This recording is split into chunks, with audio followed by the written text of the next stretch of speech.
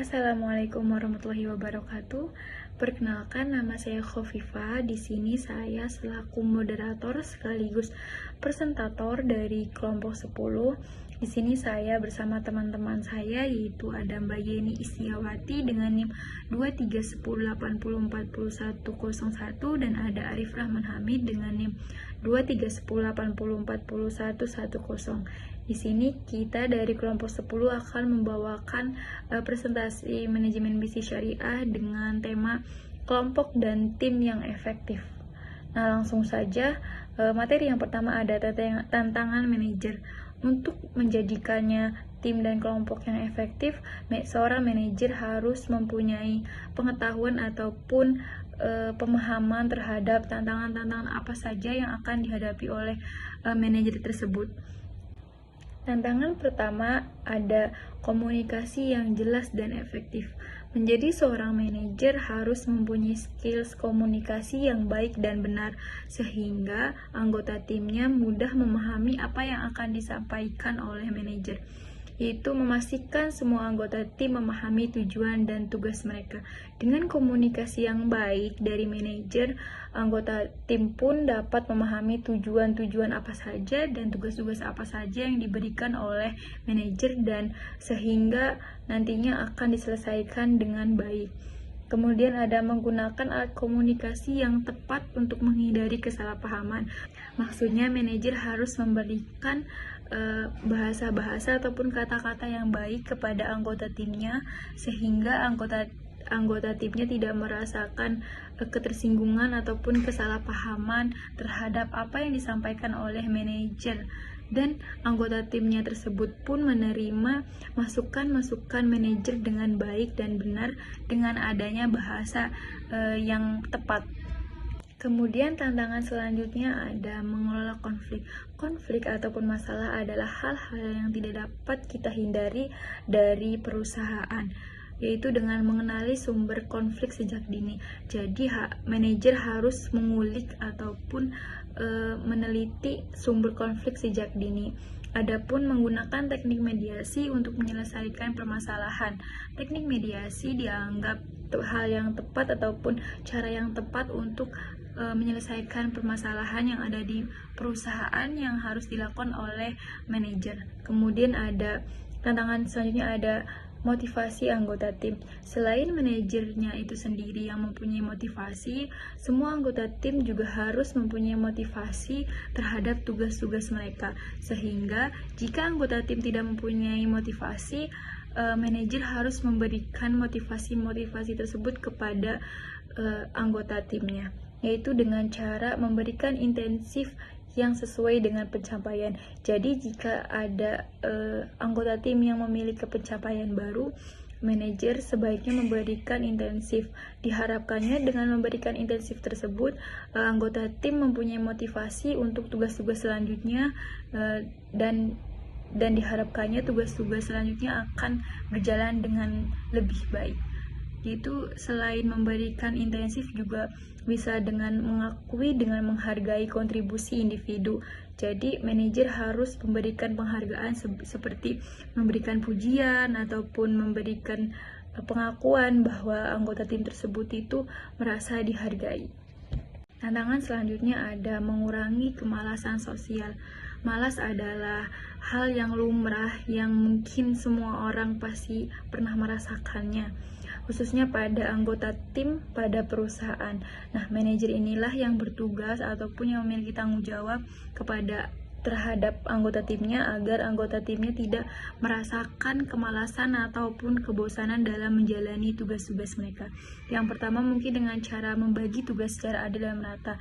Dengan pembagian tugas secara adil dan merata oleh seorang manajer, dengan memberikan tugas secara adil dan merata oleh seorang manajer, anggota tim merasakan keadilan terhadap tugas mereka, sehingga nantinya tidak merasakan kebosanan ataupun kejenuhan. Selanjutnya ada memantau kinerja individu secara berkala.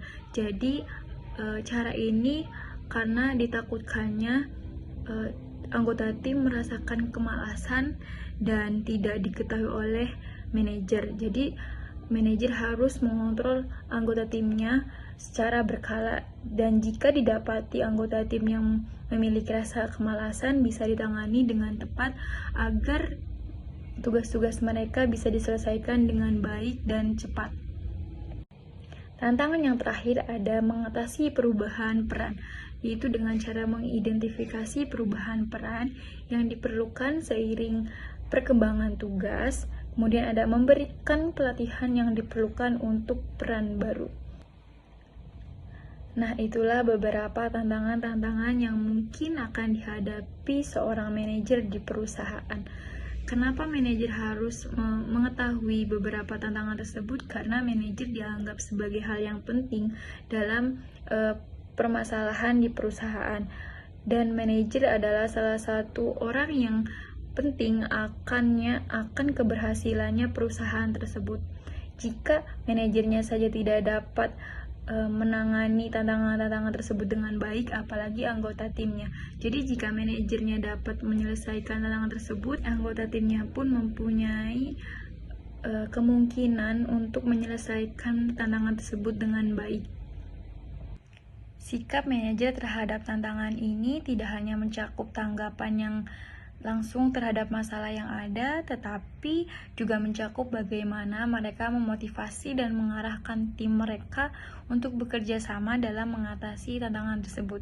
Dengan sikap yang tepat, manajer dapat menjadi motor penggerak perubahan positif dalam organisasi mereka. Bagi kamu yang memiliki cita-cita menjadi seorang manajer, kamu harus mempelajari tantangan-tantangan ini, karena tantangan-tantangan yang dihadapi oleh manajer merupakan hal yang penting untuk dipelajari, karena memiliki dampak yang signifikan terhadap kesuksesan dan kinerja organisasi.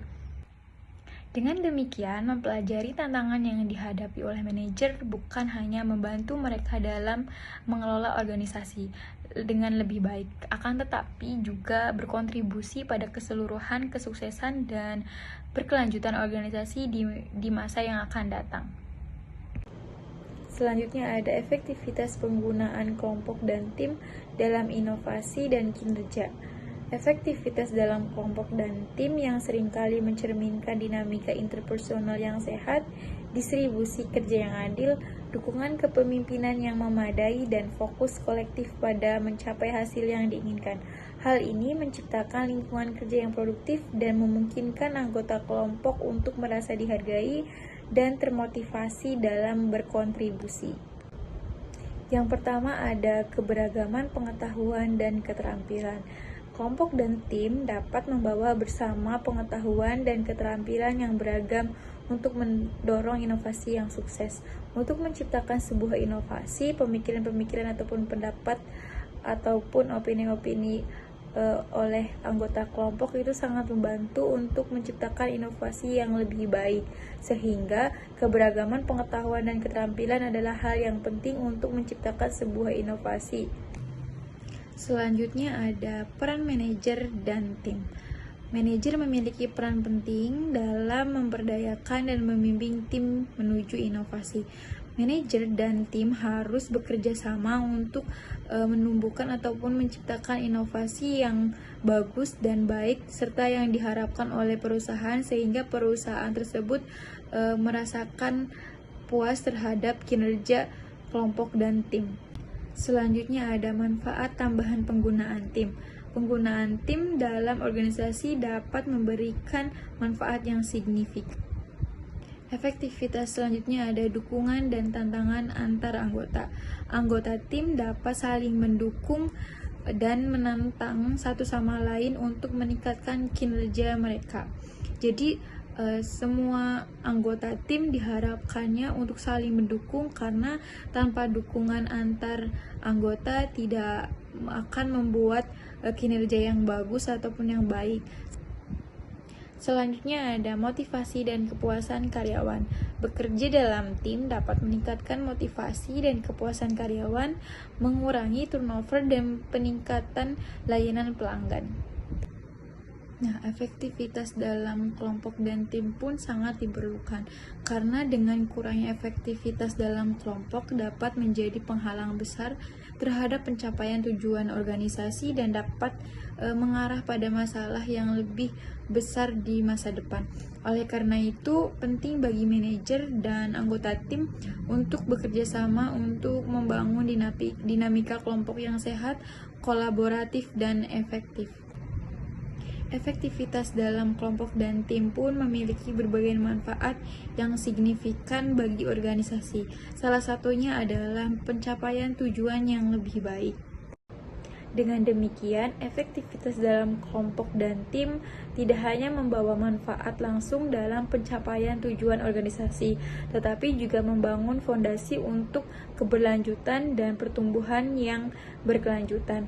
Oleh karena itu, penting bagi organisasi untuk mendorong dan mendukung budaya kerja yang kolaboratif dan efektif di antara anggota kelompoknya.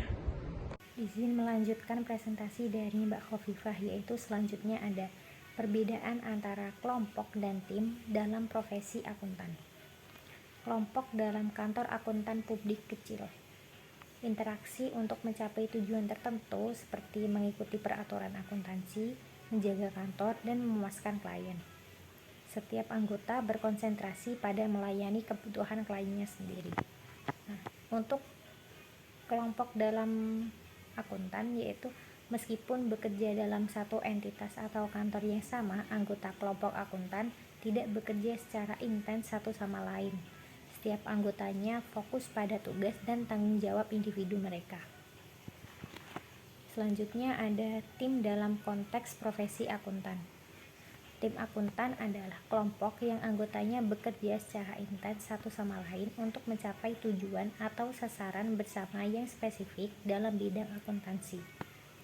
Anggota tim akuntan mungkin memiliki peran yang berbeda-beda, tetapi mereka bekerja bersama untuk mencapai tujuan tim yang telah ditetapkan. Selanjutnya ada perbedaan antara kelompok dan tim. Kelompok adalah dua orang atau lebih yang berinteraksi satu sama lain untuk mencapai tujuan tertentu atau memenuhi kebutuhan tertentu.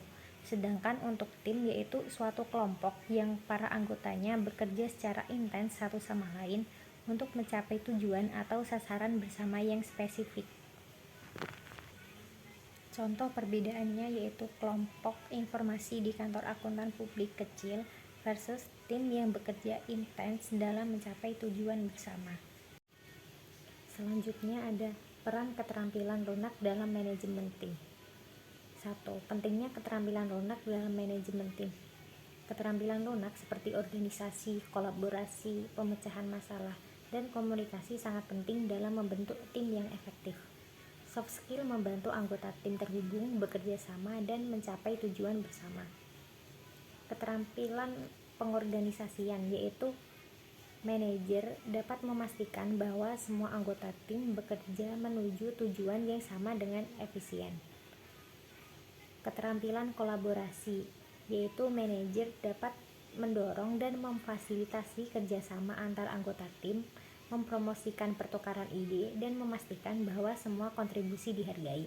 Keterampilan pemecahan masalah yaitu manajer dapat mengatasi konflik dengan bijaksana, memediasi perselisihan, dan memastikan bahwa hubungan antar anggota tim tetap harmonis. Keterampilan komunikasi yang efektif yaitu manajer dapat menyampaikan informasi dengan jelas, mendengarkan dengan baik, dan memastikan bahwa semua anggota tim memahami tugas dan tujuan mereka. Yang kedua, peran pemimpin dalam pengembangan keterampilan lunak. Pemimpin tim perlu memastikan pengembangan keterampilan lunak dalam tim untuk meningkatkan kinerja dan hasil kerja. Yang ketiga, komponen keterampilan lunak dalam manajemen tim. Kemampuan mendengarkan, berbagi ide, dan memberi ucapan balik merupakan bagian penting dan keterampilan lunak dalam manajemen tim. Soft skill membantu meningkatkan motivasi dan memastikan semua anggota berkontribusi secara efektif. Keterampilan motivasi yaitu manajer dapat motivasi anggota tim dengan memberikan dukungan, pengakuan, dan insentif yang sesuai, dapat menciptakan lingkungan kerja yang positif Dengan memiliki keterampilan lunak yang kuat, manajer dapat memimpin tim yang efektif, memfasilitasi kerjasama yang baik, mengatasi tantangan dan konflik, serta memotivasi anggota tim untuk mencapai tujuan bersama. Selanjutnya yaitu meningkatkan kinerja melalui sinergi dalam kelompok. Yang pertama, manfaat sinergi dalam kelompok, meningkatkan kualitas dan kuantitas output, berbagi ide, mengoreksi kesalahan, dan memecahkan masalah secara efektif. Mendorong kolaborasi dan pertukaran ide, manajer harus menciptakan lingkungan kerja yang mendukung kolaborasi dan pertukaran ide di antara anggota tim. Hal ini dapat dilakukan melalui sesi diskusi terbuka dan forum komunikasi yang memungkinkan anggota tim untuk berbagi gagasan dan solusi. Yang kedua, peran saling ketergantungan tugas, meningkatkan kinerja tim secara keseluruhan.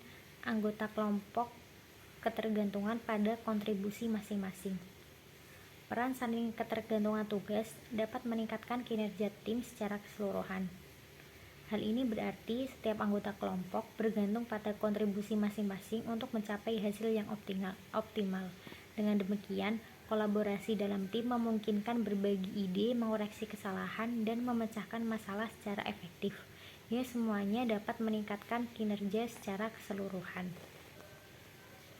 Yang ketiga, keterampilan dan pengetahuan yang saling melengkapi.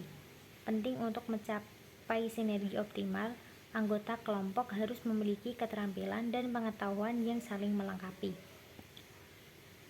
Manajer perlu memastikan bahwa anggota tim memiliki keterampilan dan pengetahuan yang saling melengkapi untuk mencapai tujuan kelompok. Setiap anggota dapat memberikan kontribusi yang berharga berdasarkan keahlian dan pengalaman mereka. Yang keempat, pemberdayaan dan dukungan manajer. Manajer perlu memperdayakan kelompok untuk memecahkan masalah secara mandiri, memberi dukungan dan bimbingan yang diperlukan. Sinergi dalam kelompok dapat ditingkatkan dengan memfasilitasi pemecahan masalah yang cepat dan efektif. Manajer harus memberikan dukungan dan bimbingan dalam menyelesaikan masalah yang muncul, sehingga tim dapat merespon dengan cepat dan tepat. Dengan demikian, melalui sinergi dalam kelompok, kinerja tim dapat ditingkatkan secara signifikan. Kolaborasi, ketergantungan tugas, keberagaman pengetahuan dan keterampilan, serta dukungan manajer merupakan faktor-faktor kunci yang dapat membantu mencapai sinergi dalam kelompok dan meningkatkan kinerja secara efektif. Selanjutnya yaitu responsif terhadap pelanggan dalam organisasi besar. Menjadi responsif terhadap pelanggan dalam organisasi besar memerlukan keterampilan dan keahlian yang beragam dari berbagai departemen dan tingkatan hierarki. Misalnya, karyawan di tingkat yang lebih rendah dalam hierarki organisasi seperti perwakilan penjualan di perusahaan perangkat lunak adalah orang yang paling dekat dengan pelanggannya dan paling selaras dengan kebutuhan mereka. Namun, karyawan tingkat bawah seperti tenaga penjualan seringkali tidak memiliki keahlian teknis yang diperlukan untuk ide produk baru. Keahlian tersebut terdapat di Departemen Penelitian dan Pengembangan. Dalam organisasi yang beroperasi di banyak negara, manajer dapat menggunakan database dan aplikasi perangkat lunak untuk menentukan karyawan dengan keahlian yang dibutuhkan dalam tim atau proyek tertentu. Pada penempatan karyawan ini, manajer dalam organisasi besar perlu memastikan bahwa karyawan yang berinteraksi langsung dengan pelanggan seperti layanan pelanggan dan tim penjualan memiliki keterampilan komunikasi yang baik dan kemampuan untuk merespon dengan cepat terhadap permintaan dan masalah pelanggan. Keragaman keahlian dan pengetahuan dalam tim lintas fungsi dapat meningkatkan responsivitas terhadap pelanggan dengan menggabungkan berbagai sumber daya. Dalam tim lintas fungsi, keahlian dan pengetahuan di berbagai departemen organisasi disatukan dalam keterampilan dan pengetahuan anggota tim. Manajer organisasi berkinerja tinggi berhati-hati dalam menentukan jenis keahlian dan pengetahuan apa yang dibutuhkan tim agar responsif terhadap pelanggan, dan mereka menggunakan informasi ini dalam membentuk tim. manajer harus memastikan adanya keragaman keahlian dan pengetahuan yang diperlukan dalam tim untuk responsif terhadap pelanggan, sehingga tim dapat efektif memenuhi tuntutan pelanggan. Pada bagian ini, manajer perlu memberikan pelatihan yang tepat kepada karyawan dalam hal pelayanan pelanggan yang responsif. Pelatihan ini dapat mencakup keterampilan komunikasi, penyelesaian masalah, dan penanganan keluhan pelanggan untuk memastikan bahwa setiap interaksi dengan pelanggan berjalan dengan baik. Responsif terhadap pelanggan seringkali memerlukan keberagaman. Pada bagian ini juga, organisasi perlu mengembangkan budaya yang berorientasi pada pelanggan, di mana setiap karyawan memahami pentingnya memprioritaskan kepuasan pelanggan dalam setiap keputusan dan tindakan yang diambil. Budaya ini dapat mendorong responsivitas terhadap pelanggan di seluruh tingkatan organisasi. Dengan demikian, organisasi besar dapat menjadi lebih responsif terhadap pelanggan, meningkatkan kepuasan pelanggan, dan mencapai keunggulan kompetitif di pasar. Responsivitas terhadap pelanggan merupakan faktor kunci dalam mencapai kesuksesan jangka panjang bagi organisasi besar. Oke, saya akan melanjutkan presentasi dari Tia. Selanjutnya ada mendorong inovasi dan motivasi melalui kelompok dan tim. Mendorong inovasi melalui tim. Yang pertama, tim membawa pengetahuan dan keterampilan yang beragam untuk inovasi sukses. Tim yang membawa pengetahuan dan keterampilan yang beragam seringkali menjadi kunci sukses untuk inovasi dan kesuksesan yang berkelanjutan. Yang kedua, anggota tim saling mendukung dan menantang untuk meningkatkan kinerja. Saling mendukung dan menantang berarti anggota tim yang saling memberikan dukungan, bantuan, dan dorongan satu sama lain. Mereka siap membantu jika ada masalah atau tantangan, serta memberikan dukungan emosional dan motivasional. Hal ini menciptakan lingkungan yang mendukung pertumbuhan dan kepercayaan diri. Yang ketiga, peran manajer penting dalam memberdayakan dan membimbing tim menuju inovasi. Manajer harus memastikan bahwa anggota tim memiliki keterampilan, pengetahuan, dan kepercayaan diri yang cukup untuk mengembangkan ide-ide yang inovatif. Hal ini dapat dilakukan dengan memberikan pelatihan, mentorship, atau memfasilitasi kolaborasi antar anggota tim. Selanjutnya, meningkatkan motivasi melalui tim. Yang pertama, bekerja dalam tim meningkatkan motivasi dan kepuasan karyawan. Bekerja dalam tim mendorong keterlibatan aktif dari setiap anggota tim untuk mencapai tujuan bersama. Ini memberikan kesempatan bagi karyawan untuk merasa lebih terlibat dalam pekerjaan mereka, karena mereka merasa memiliki bagian dalam hasil yang dicapai. Selanjutnya, mengurangi pergantian dan meningkatkan layanan pelanggan. Dengan meminimalkan pergantian karyawan, perusahaan dapat memastikan bahwa pelanggan tidak mengalami gangguan dalam layanan mereka. Karyawan yang tetap dapat membangun hubungan yang lebih kuat dengan pelanggan mereka dari waktu ke waktu, memahami preferensi dan kebutuhan mereka secara lebih baik, dan memberikan pelayanan yang konsisten. Selanjutnya, yang terakhir, pengalaman bekerja dengan orang bermotivasi tinggi merangsang dan memotivasi anggota lain. Jadi orang yang memiliki motivasi tinggi seringkali menjadi teladan bagi anggota tim lainnya. Mereka menunjukkan komitmen yang kuat terhadap pekerjaan, antusiasme dalam menyelesaikan tugas, dan semangat untuk mencapai tujuan. Hal ini dapat menginspirasi anggota tim untuk meniru sikap positif ini dan meningkatkan motivasi mereka sendiri. Selanjutnya, manfaat penggunaan tim dalam organisasi. Yang pertama, meningkatkan kualitas dan kuantitas output. Tim dapat menghasilkan keluaran yang lebih baik dan lebih banyak dibandingkan dengan bekerja secara individu.